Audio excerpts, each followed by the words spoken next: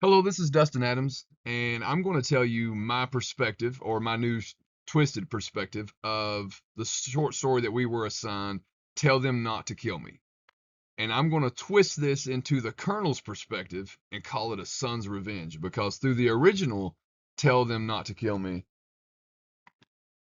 we are given the perspective of Juan Vincio. I guess that's what I'm going to call him. And but we don't understand anything coming from the colonel's perspective other than what happens in some of the conclusions without giving it away. So I thought it would be a really cool thing to still stay within realism here, with a point of view being the main pivot here. We're going to go from the point of view of Juan Vincio to now the colonel. Uh, so let's move forward. The day it all turned dark. It was only a boy. I was only a boy when they brought my father's body home. They said a man's name, Juanvencio Nava, killed him over a piece of our land and a few starving cattle. I didn't understand why. I only understood that my father would never come home again. Um, so I got all these images from either Google Image or Yahoo Image, and then I ran them through Canva and ran them through like a paint-driven situation where I could put a rustic theme on it. But I thought it was cool just to be able to depict these stories or this story through images and small text. Growing up without a father, every day, every harvest, every lesson another father taught his son, mine was gone. When they said Juan Vincio hid in the mountains, my family lived with a different kind of fear. The fear that justice would never come for my father. So far we've learned, hey, this boy who's telling the story, the narrator, the new narrator, he's lost his father. He didn't understand why. All he was told was, hey, it's over some cattle and something to do with our land. And then obviously this kid's growing up with this on his mind in the regards of I don't have father. My father was killed. Um, but just still going on with life, but understanding that his family still has to live with this every day. 35 years of waiting, time passed. I become a soldier, then a colonel. People believed the past had been forgotten. I never did. Every task reminded me that one mission still remained unfinished. One Vincia. So you can hear the revenge. You can hear the distill, still in the narrator's voice here, the way he's trying to tell it. The images are showing. I chose to spin everything into a rustic scene so I could run it through Canva or run it through like even like paint driven and put different themes on it. I wanted this rusty, ruggedy old background for everything because I just imagine this whole story is kind of brutal, from both sides, and that's what I wanted to depict throughout the whole thing of just understanding just a lot of disdain, a lot of recourse, into what's going into the few words you're seeing here. Staying low on the text. The man who begged for mercy. When my men finally captured Juan Vincio, he begged for his life. He said he had suffered enough. He said he had spent decades looking over his shoulder, but my father never had those years.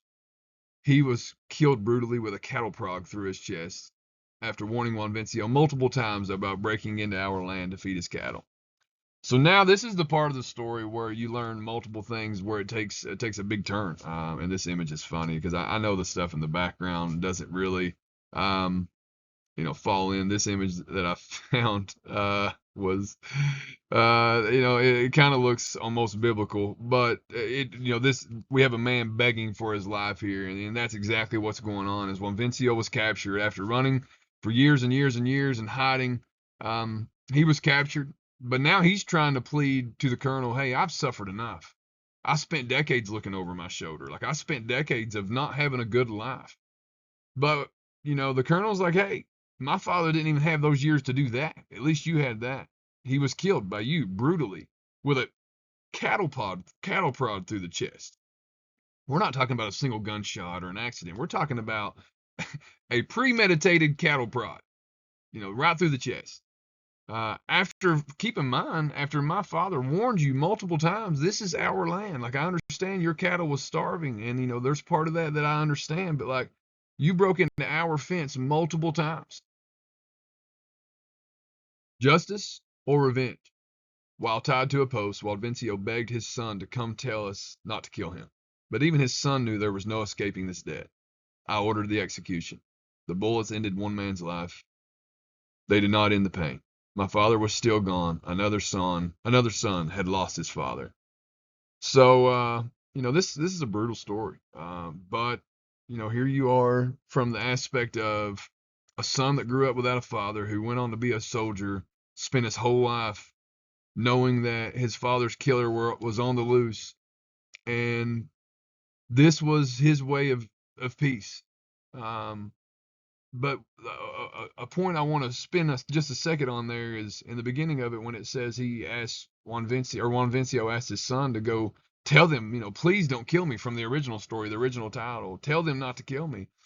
Even his son was like, yeah, like in the original story, he tells him like, hey, um, if I go do this, what's to say they won't kill me? Because like, I know you killed this man's father. So, you know, that's a part of the story that I thought was pretty dark, but yet you learn a lot here. So just recapping and going over the story. What changed when I changed the story, the genre, realism? We stayed in realism, but maybe not as much magic realism, but I think so. The story remains realistic because the events could happen in real life. I did not change the plot, only the narrator. That's all I changed here. Is I gave you the same story, I just gave it to you from a different set of eyes. Learning element and theme. You can read that.